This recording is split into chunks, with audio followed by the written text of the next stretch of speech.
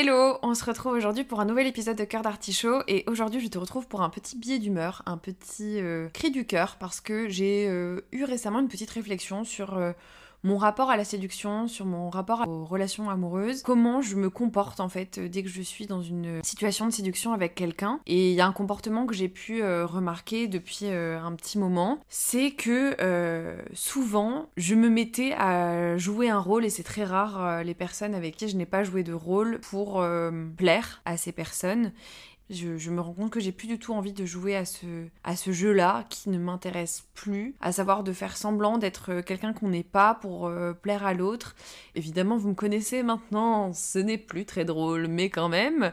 En fait, il y a une chanson, un texte de This Is, quelle surprise, dis donc. Un texte de This Is qui s'appelle Menteur, Menteuse, que je vous conseille d'écouter parce que franchement c'est un super son, qui parle de ça en fait, de comment pour séduire quelqu'un, on joue un rôle, on fait celui ou celle, donc pour le mec celui qui assure, celui qui est frais et qui fait genre, qui n'a pas de sentiments alors que potentiellement c'est un petit cœur d'artichaut. Et pareil pour la nana, on fait genre, on se maquille, on joue à la fille parfaite alors qu'en vrai...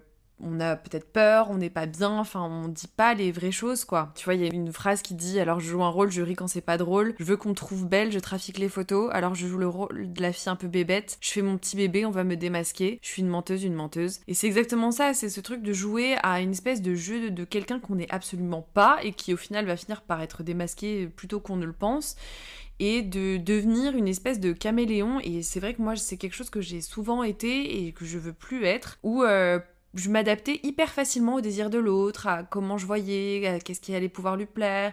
Et c'était un petit peu un jeu aussi de réussir à faire que l'autre personne soit attirée par moi, mais du coup dans une espèce de personnage que j'étais en train de me créer qui n'était absolument pas moi, quoi. Et ce truc de vouloir être à tout prix parfaite, que ce soit physiquement, d'être épilée à 4 épingles, de jouer un jeu qui me gonfle profondément. Et j'avais envie de parler de ça parce que c'est vrai que j'en parlerai dans un prochain épisode sur les applications de rencontres, pour ma part, et je pense qu'on est beaucoup quand même là-dedans, et c'est normal en soi. On a envie de se montrer hyper frais, hyper fraîche, complètement confiante, qu'on se sent belle, qu'on a peur de rien, etc., qu'on n'a pas besoin de l'autre, pas de défauts, donc du coup on va essayer de masquer ou de minimiser toutes les choses qui pourraient faire fuir l'autre, parce qu'on va estimer que c'est pas des choses à montrer. Non, mais on veut montrer que les côtés positifs, que les côtés lumineux de notre personne, et en fait ce qu'on oublie de faire, c'est d'être tout simplement nous-mêmes, comme on le serait avec toutes les personnes qui nous acceptent et qui nous aiment tels que nous sommes, parce que si elles nous aiment, c'est justement parce qu'on est qui on est. C'est hyper bateau ce que je suis en train de dire, mais c'est vrai, c'est que nos proches, ils nous aiment parce que des fois on est casse-couille, parce que des fois on est têtu, parce que on peut rire fort, parce que on est sensible, parce qu'on va pleurer pour un rien, parce que potentiellement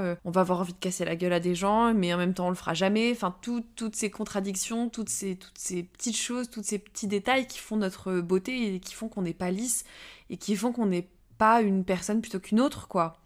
Et que souvent, on a tendance à vouloir gommer tout ça, à devenir tout lisse. Enfin, en tout cas, moi, je sais que j'étais comme ça, de vouloir être toute lisse pour plaire, à jouer une espèce de jeu de séduction qui me fatigue, mais qui me fatigue à un point, dans le sens où c'est drôle, 5 minutes, c'est marrant, tu joues à quelqu'un que tu n'es pas, mais tout ce que je voulais pas montrer, je le cachais très bien, et voilà. Et aussi pareil à l'autre qui faisait exactement la même chose en face, potentiellement je lui reprochais d'être lui-même, parce qu'au final ce que j'aimais c'était ce qu'il voulait bien me montrer, mais j'étais pas sûre d'aimer tout le reste, tu vois. Et donc c'est vrai que quand on se retrouve dans ces situations-là, on va vouloir du coup éviter à tout prix le rejet, éviter à tout prix l'abandon. Et du coup, on se met cette espèce de carapace, cette espèce de masque qui fait qu'on joue des rôles en permanence. Et particulièrement, je trouve, ça s'appelle quand même, c'est pas pour rien qu'on appelle ça le jeu de la séduction, c'est que vraiment c'est un jeu, enfin, qu'il y a des règles à respecter, et que si tu déroges à ces règles, potentiellement ça ne va pas plaire. Et donc du coup, c'est soit t'acceptes de te plier à ce jeu-là, qui est bourré de contraintes, qui est faussé, parce que tu peux tricher, enfin c'est que de la triche en fait. C'est sans cesse de la triche, que ce soit sur notre apparence, que ce soit sur comment on se comporte avec l'autre. Oui, les nanas, on va vouloir, si on est des meufs assez indépendantes, etc., on va vouloir, je sais pas, rassurer l'ego du mec qui est en face et lui faire croire qu'on a besoin de lui. Alors des fois c'est le cas aussi, mais il y a un petit peu ce truc de vouloir plaire de cette manière-là, en n'étant pas honnête, quoi, en n'étant pas vrai. Je reviens là-dessus, c'est que dans la vie, en tout cas, dans les relations amoureuses, ça me plombe, en fait, parce que je me rends compte qu'à chaque fois, ce que j'ai envie de voir, c'est la personne en face vraiment, quoi. Qu'on se dise clairement les choses. On a du mal, quand on rencontre quelqu'un, à exprimer clairement nos besoins, clairement nos attentes. Je dis on.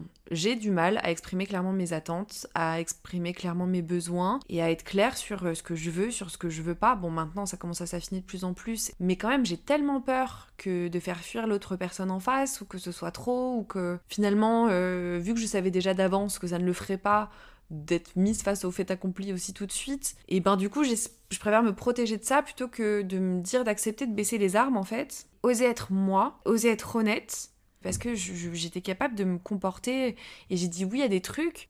Je me trouve, mais maintenant je me dis, mais qu'est-ce que tu fais en fait? Enfin, tu vois, avec du recul, alors, il y a des fois on n'a pas ce recul-là. Bon, soit. Avec du recul, je me rends compte que je disais oui et je me comportais de certaines manières où si je me mettais vue d'en haut, je me dirais, mais Clélia, qu'est-ce que tu fous en fait? Qui es-tu à faire le bébé cadom là? Ou alors à te prendre pour une personne que tu n'es pas du tout? Mais stop en fait, on arrête ces trucs-là de. c'est gênant. C'est gênant autant pour toi que pour l'autre personne. Enfin, l'autre personne ne sait pas encore qui tu es. Mais il y a un peu ce truc de. Toi-même, tu sais à ces moments-là ce que t'es en train de faire. Et tu sais que t'es en train de faire de la merde et que tu n'agis pas du tout comment tu agirais de manière normale. Et en fait, c'est ça, j'ai envie de plus de vulnérabilité dans les relations, qu'on s'autorise à se montrer qui on est, à savoir, par exemple, écoute, je sais pas si j'ai envie de mettre l'étiquette de couple, mais ce que je sais, c'est que j'ai envie de passer du temps avec toi, que j'ai envie que ce soit donnant-donnant, que l'énergie elle soit réciproque. J'ai besoin d'attention, j'ai besoin, j'aime aussi la tendresse, j'aime quand on discute, moi j'ai besoin de discussions profondes. Est-ce que c'est ok pour toi de parler de valeurs communes et des valeurs qui pourraient être importantes pour toi, voire même primordiales? Comme je le disais, on montre que le meilleur de soi pour plaire, mais en fait c'est complètement biaisé. Je sais pas, la personne est complètement radine, je sais pas pourquoi j'ai cet exemple-là, mais imaginons cette personne est complètement radine et va se forcer à te payer un truc, déjà d'une, tu vas le voir. Petit à petit, si l'un et l'autre vous êtes en train de jouer ce jeu-là, au bout d'un moment ça va vous coûter trop cher et vous allez vous le faire payer en fait, l'un et l'autre, d'une manière ou d'une autre. Mais c'est vrai que moi c'est quelque chose que j'ai connu où t'es là en mode bah ouais mais là j'ai fait toutes ces concessions là pour toi, mais en même temps personne ne t'a demandé de les faire déjà d'une,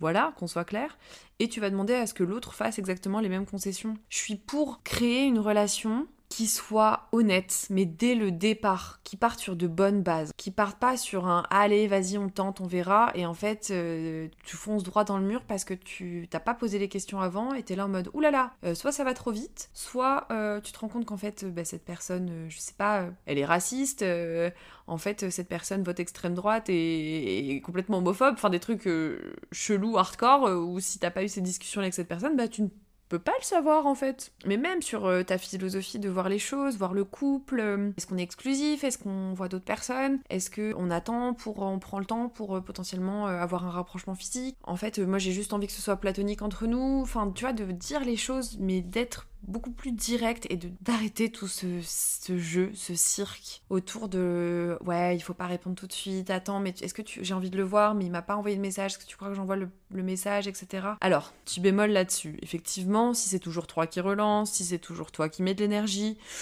il y a un moment donné, un peu de dignité ça fait pas de mal, donc ne pas hésiter à se respecter de temps en temps, franchement, je pense que ça fait du bien. Voilà, le printemps, les hormones, petit manque affectif, j'entends tout à fait, je comprends. Si vous êtes dans ce cas-là, vous n'êtes pas seul, enfin, ou j'espère moi-même me rassurer en me disant que je ne suis pas la seule dans ce cas-là. C'est juste que, voilà, il faut arrêter de se minimiser ou de ne pas être soi, parce que l'autre en face va pas comprendre, enfin, tu prends le risque de quelque chose, bah ouais, mais en fait, être avec quelqu'un, vouloir s'engager avec quelqu'un, c'est prendre un risque. Dans tous les cas. Et donc, moi, je pense que ce risque, il faut le prendre à 100%. Et ouais, baisser les armes, s'autoriser à être vulnérable, se montrer tel qu'on est avec notre bagage. Et ça rejoint aussi ce truc de dépendance affective que j'ai, dépendance affective vibes, de vouloir m'adapter à l'autre pour éviter à tout prix qu'il ne s'en aille. Et donc, du coup, d'être la petite amie parfaite. Ça n'existe pas. Voilà, ce n'est pas possible. J'ai compris un truc aussi il n'y a pas longtemps, c'est que du coup, construire une relation avec quelqu'un, c'est d'abord apprendre à se connaître l'un l'autre avant d'envisager une potentielle relation et pas faire les choses à l'envers où moi j'avais tendance à penser que le sexe était une étape dans la relation alors que déjà d'une pas forcément et que si tu bases toute ta relation autour du sexe, je suis pas sûre de la viabilité de cette relation à long terme. Si tu cherches une relation à long terme, évidemment. Après, si c'est un plan cul que tu cherches et que, oui, là, oui, on est raccord, tout va bien. Mais si par contre c'est une relation à long terme plus profonde, où tu as envie d'évoluer avec cette personne, de partager des choses, je pense que c'est important de prendre le temps de se connaître, mais de se connaître dans les bons comme dans les mauvais moments, genre montrer la vérité, quoi. Parce que la vérité, c'est que le quotidien avec quelqu'un, c'est pas juste des moments idylliques. Faire en sorte que ce soit un maximum le cas, bien sûr, mais justement, plus tu vas parler, plus tu vas oser te montrer et dire à la personne, écoute, en fait, j'ai peur. Écoute, en fait, moi, j'ai vécu telle ou telle expérience qui font que maintenant, j'ai du mal à faire confiance. Je pense que dans un sens, c'est courageux de se montrer tel qu'on est à l'autre, parce qu'on prend le risque que cette personne n'aime pas qui on est. Mais si c'est le cas, c'est que cette personne n'était pas la bonne personne et que c'est pas grave. Que les femmes, nous en particulier, on a été éduquées de cette manière-là à vouloir conforter l'homme, à vouloir rentrer dans des petites cases, à jouer ce jeu-là parce que potentiellement, si on ne joue pas ce jeu de la séduction, eh bien, on fait peur aux hommes. Enfin, on nous dit qu'on fait peur aux hommes. Je vais plus diminuer ma lumière parce que l'autre en face a du mal à éclairer la sienne, tu vois. Et justement, si tu rencontres quelqu'un qui te voit, il te verra pour toute ta lumière, quoi. Et il aura pas envie de vouloir amoindrir des parties de toi. Mais c'est ça qui est chambé avec les relations avec quelqu'un, c'est que faut accepter que t'es un miroir en face de toi, quoi. Et que ce miroir, ben, tu vois tout. Que dans ce miroir, tu vois tout. Tu vois autant les choses que tu aimes chez toi que les choses que tu détestes. En fait, j'ai le sentiment que tous ces artifices, tout ce jeu à la con à laquelle on est tous en train de jouer, ben ça fout la merde en fait. Tu te rends compte en fait à quel point c'est rare les personnes avec qui tu peux être vraiment toi-même. Et voilà, pourquoi encore j'ai envie de chialer? Bon, eh ben, oh là là, désolée.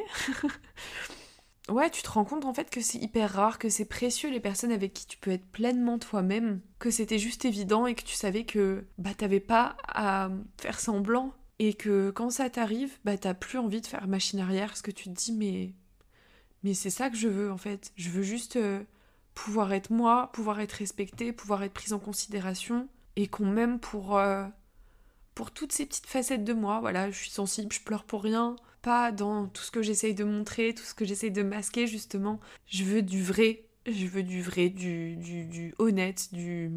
On se dit les choses, même si ça fait peur, même si ça fait mal, même si des fois on sait pas trop ce qu'on est en train de faire, mais juste j'ai plus envie de faire ça pour personne, parce que je pense que je mérite mieux, et tu mérites mieux. Et sache que vraiment tu n'as pas besoin de prouver quoi que ce soit ou de chercher à être qui que ce soit d'autre pour être aimé. C'est grâce à tout ce cheminement-là que je me suis rendu compte que c'est parce que tu as une connexion forte avec quelqu'un en étant toi que cette connexion elle sera durable et que tu sais que la personne elle est là pour les bonnes raisons parce que elle t'a vu toi complètement et pas ce que tu as voulu bien montrer ou ce que lui a bien voulu montrer inversement, ou lui ou elle, ou ce que cette personne a voulu montrer, t'as osé en fait, et c'est magnifique. Eh bien moi je te dis à très bientôt, si tu as aimé le podcast, n'hésite pas à mettre une petite note, à le partager, à en parler autour de toi, et on se retrouve très bientôt pour un nouvel épisode du Cœur d'Artichaut. Salut!